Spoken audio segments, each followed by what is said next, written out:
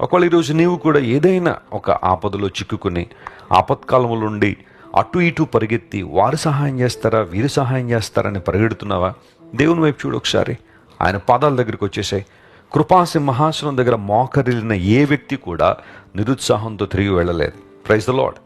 దేవుడు కృపగలవాడు. ఆయన తన కృపను సంపూర్ణంగా మన మీద కృమ్మరించే దేవుడు ఆయన. వాస్తవానికి మన పాపాన్ని బట్టి మన మీద ఉగ్రత నిలిచి ఉండాలి, కానీ యేసు ప్రభు వారి లోకానికి వచ్చి ఉగ్రతను ఆయన భరించి మనందరికీ రక్షణ ఇచ్చారు. ఆయన మనలను రక్షణ పొందుటకే నియమించాడని బైబిల్లో రాయబడి. నీ దేవుడు నిన్ను విడిపించువాడు ఆయన. ఆయా సందర్భాల్లో చాలామందిని నిరుత్సాహపరచొచ్చేమో, కానీ దేవుని మాట యందు విశ్వాసం ఉంచు.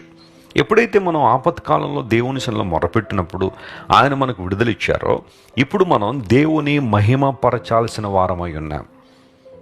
చాలామంది జీవితాల్లో జరుగుతున్న పొరపాటు ఏంటంటే, ఆపద వచ్చినప్పుడు మొరపెడతారు, దేవుడు వారికి విడుదలిస్తున్నాడు, ఇంక అక్కడతో చాలామంది ప్రభువు దూరం అయిపోయి